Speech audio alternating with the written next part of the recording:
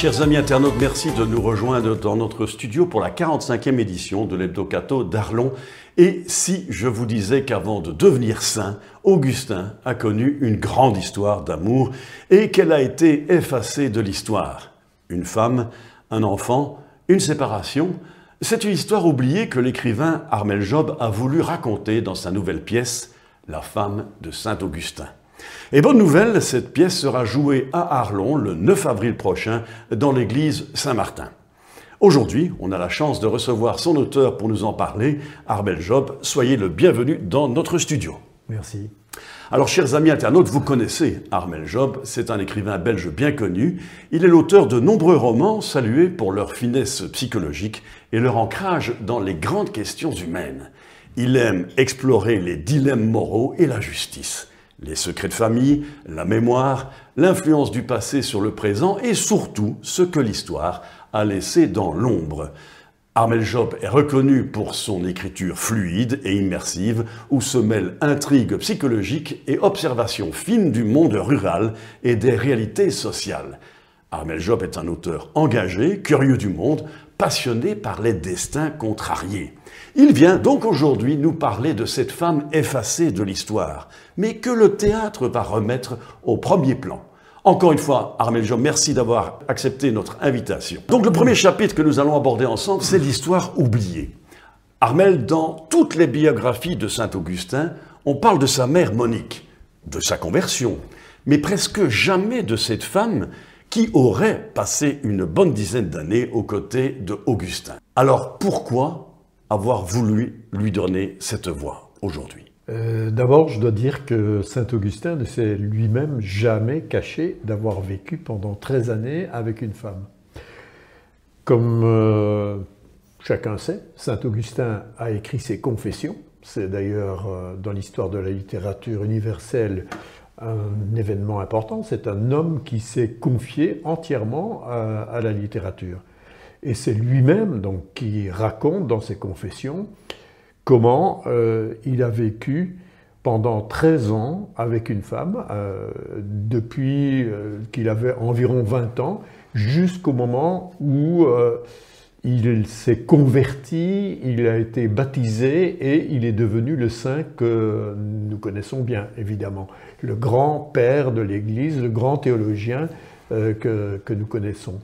Mais avant d'être ce saint, cette figure majeure de l'Église, Augustin a été un homme à la vie tumultueuse. Au cours de son adolescence, il a vraiment fait les 400 coups. C'était un garçon qui aimait beaucoup les femmes et qui, à un certain moment, faisait tellement de scandales que sa mère, qui est bien connue, Sainte Monique, sa mère a fait tout ce qu'elle a pu pour qu'il se case en quelque sorte et qu'il vive avec cette femme. Alors cette femme, on n'en sait pas grand-chose et donc il a fallu d'une certaine manière faire de la fiction et lui donner une chair. Est-ce que ça a été un travail difficile pour vous, puisqu'il y a peu de références à ce propos, en tout cas en ce qui concerne cette dame? Évidemment, ce qu'elle dit dans ma pièce, la manière dont elle s'exprime, ses réflexions, c'est de la fiction. Mais tous les événements qui sont rapportés dans la pièce, dans ses propres propos, ou par Augustin, qui est aussi un personnage de la pièce, et Monique, donc ce sont les trois personnages de la pièce. Tout cela est parfaitement documenté par les Confessions de saint Augustin. Donc les voyages qu'ils font, la manière dont elle évoque la carrière de saint Augustin, la façon dont ils se sont séparés, les événements qui ont suivi cette séparation, tout cela, bien sûr, c'est historique. Il suffit de se rapporter à ce que saint Augustin lui-même raconte dans ses Confessions. Mais c'est bien sûr à l'auteur d'une pièce de théâtre d'imaginer, de mettre en scène cette vie, ses rapports, ses relations, Et donc les propos qui sont échangés dans la pièce de théâtre, bien entendu, ce sont des propos fictifs, mais qui s'ancrent profondément dans les révélations que nous pouvons trouver dans les mémoires de saint Augustin. Vous avez absolument voulu lui donner une chair et donc un nom. Elle s'appelle Leila. Alors quel rôle a-t-elle joué dans la vie d'Augustin finalement, cette Leila? Un rôle extrêmement effacé. Cette femme, en quelque sorte, a été unie à saint Augustin par la volonté de sa mère. Je parle de la mère de saint Augustin. La mère de saint Augustin était épouvantée par la conduite de son fils, et donc elle a trouvé ce moyen de le faire un petit peu rentrer dans le rang. Il faut dire d'ailleurs que saint Augustin, ou Augustin tout court à ce moment-là, oui. Augustin s'est montré tout à fait fidèle à cette femme. Il a vécu avec elle. Ils ont eu un enfant et le rôle qu'elle a pu avoir dans sa vie, c'est un rôle certainement d'affection. Il s'aimait certainement profondément. D'ailleurs, Augustin le rappelle à de nombreuses reprises.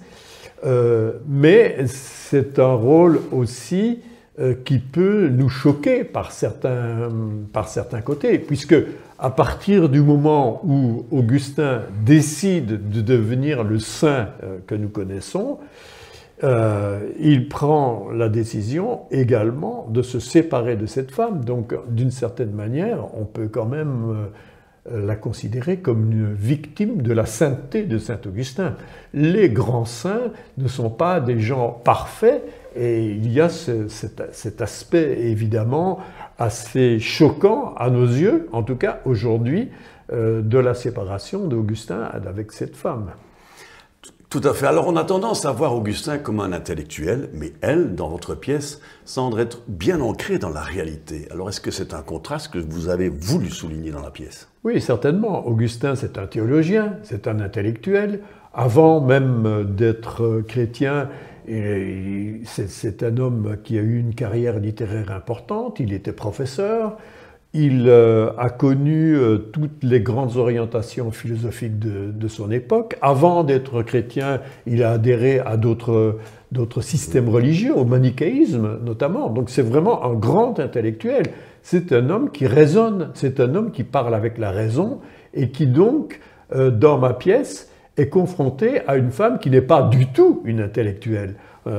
Cette femme, bien sûr, elle avait certainement un minimum d'instruction, puisqu'elle sait lire, par exemple.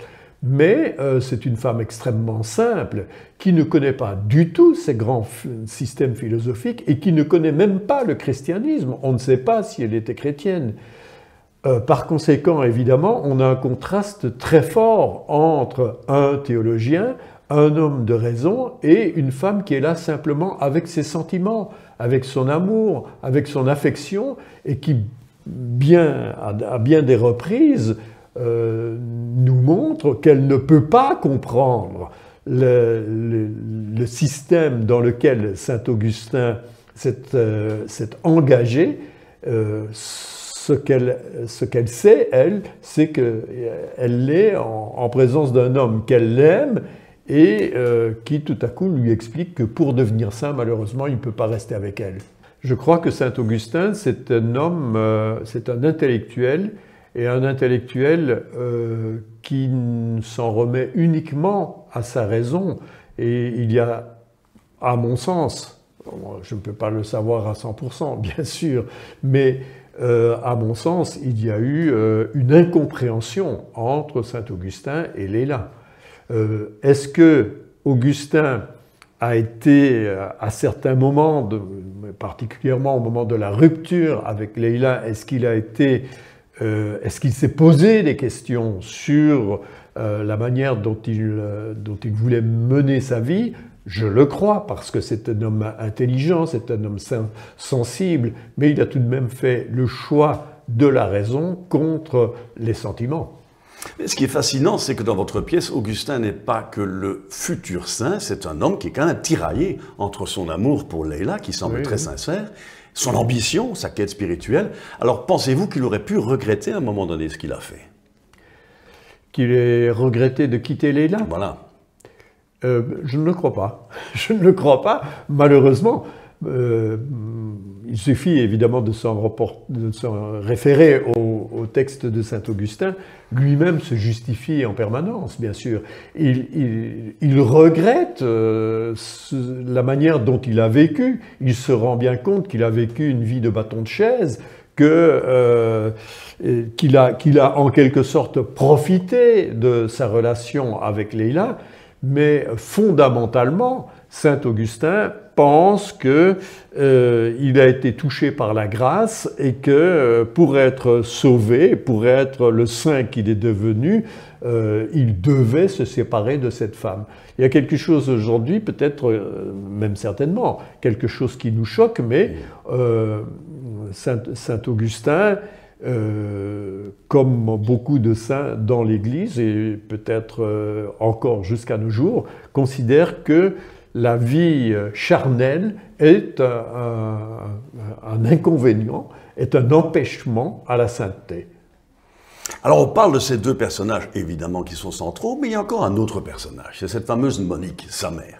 Elle est centrale aussi dans l'histoire parce que certains la verront comme une sainte et d'autres la verront comme une manipulatrice.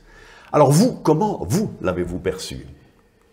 Je crois que tous les êtres humains sont complexes. Et on peut dire que Monique, certainement, est une sainte. Ne fût-ce que dans le souci qu'elle montre de son fils. Elle est effrayée par la vie que mène son fils. Elle veut absolument le ramener dans le droit chemin. Elle consacre d'ailleurs, on peut dire qu'elle a consacré toute sa vie à faire d'Augustin ce qu'il est devenu. C'est par elle qu'Augustin, finalement, s'est converti au christianisme. Sans Monique, certainement, je crois que tous les historiens en conviendraient, jamais Augustin ne serait devenu chrétien. Donc, elle a joué un rôle, certainement, un rôle extrêmement important dans la conversion de saint Augustin, mais il y a aussi chez elle une certaine manipulation. Parce que quand elle s'arrange pour qu'Augustin rentre un peu dans le rang en vivant avec cette jeune femme innocente, finalement, qui va faire les frais d'une vie sentimentale un jour brisée, je crois qu'il y a une sorte de manipulation chez Monique. Et l'une des raisons pour lesquelles Monique a souhaité qu'Augustin se sépare de cette femme, dans un premier temps, c'était pour qu'il fasse un mariage plus intéressant dans la haute société milanaise, en sorte qu'il occupe un rang important dans la société de cette époque.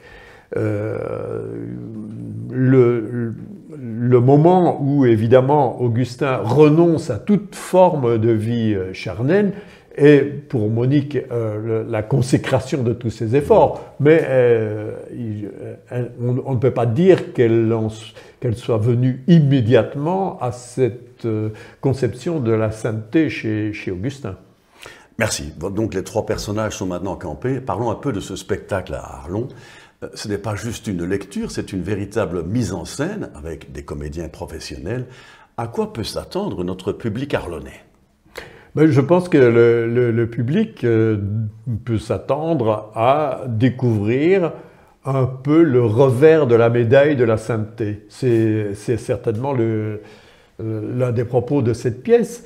C'est non pas de dénigrer Augustin, mais de montrer qu'Augustin, qui passe pour quand même une des figures majeures du christianisme... Un docteur de l'Église. Un docteur de l'Église, évidemment, que cet homme, c'est aussi un homme avec ses défauts, avec ses faiblesses, avec ses hésitations, et avec un homme qui n'a pas été un modèle de sainteté au cours de toute sa vie, un homme qui a fait le mal, comme chacun d'entre nous, et je pense que le public, sans doute, pourra se rendre compte que la sainteté telle qu'elle est finalement, qu'elle est figée dans l'histoire de l'Église, c'est quand même quelque chose d'un peu plus complexe quand on regarde la réalité.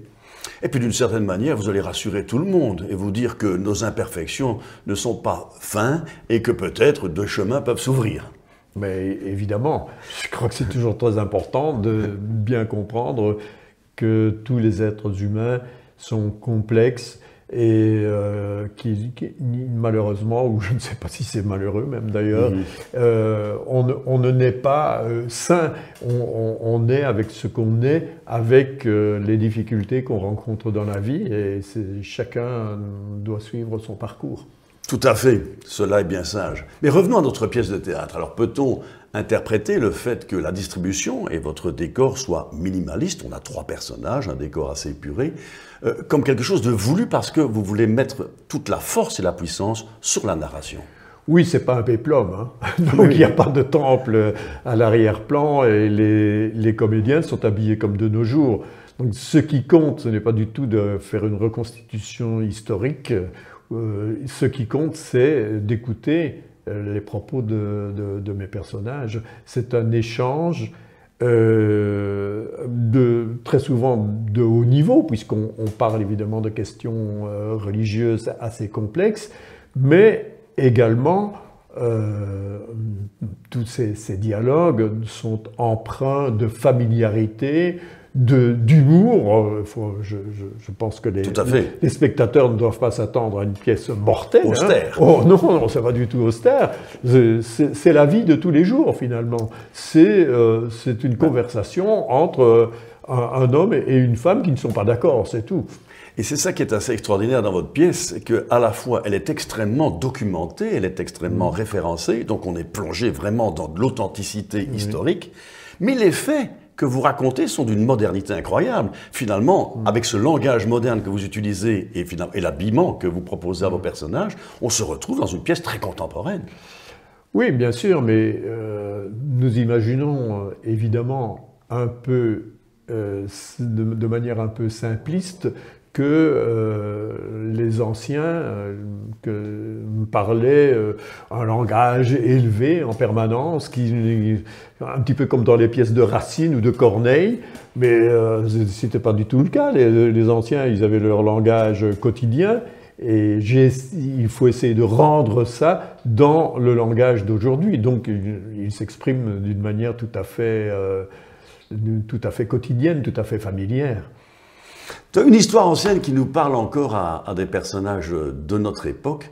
Pensez-vous que certains spectateurs pourraient être surpris par la pièce ou parfois choqués par certains aspects? Mais évidemment, dans la mesure où on vient à la pièce avec une image figée et un peu stéréotypée de la sainteté, on risque d'être un peu secoué. C'est votre but. Mais c'est mon but. Et je pense qu'on pourrait montrer, à travers de nombreuses figures des saints, que dans la réalité, ils ont été des hommes et des femmes tout à fait comme tout le monde, avec leurs difficultés, avec leurs problèmes, avec leurs contradictions. Et ça, c'est bien sûr quelque chose qui me tient à cœur. Tout à fait. Alors un amour sacrifié, un choix impossible et une femme qui a marqué la vie d'un des plus grands penseurs de l'histoire. Venez découvrir cette histoire bouleversante au cœur de l'église Saint-Martin d'Arlon. C'est le mercredi 9 avril à 20 h. Toutes les infos sont disponibles sur le site internet de notre unité pastorale. Ne manquez donc pas cet événement. Une toute dernière précision, Armel, le choix des droits d'entrée, c'est une formule très participative. Oui, donc il n'y a pas de, on ne paye pas, c'est gratuit, mais ça c'est une volonté même du magasin d'écriture théâtrale, qui est donc qui s'occupe de cette mise en scène et qui nous fournit les comédiens. Il s'agit de faire du théâtre pour mettre à la portée du public des idées philosophiques, théologiques et il n'y a absolument aucun but lucratif dans ce genre d'activité. Et donc ce n'est pas seulement le cas pour cette pièce, mais toutes les pièces, et moi j'en ai quand même 7 ou 8, qui fonctionnent avec ce magasin d'écriture théâtrale et les universités populaires du théâtre, tous les spectacles sont toujours gratuits. C'était très important de le préciser. Finalement, vous êtes sur un chemin de sainteté. Merci Armel Job. Et donc à très bientôt pour vivre cet événement ensemble le 9 avril. Quant à nous, chers amis internautes, je vous retrouve après le jingle pour vous tenir au courant de nos futurs projets en unité pastorale. Encore un tout grand merci de nous avoir rendu visite et surtout de nous avoir donné envie de venir écouter et voir votre pièce. Merci beaucoup.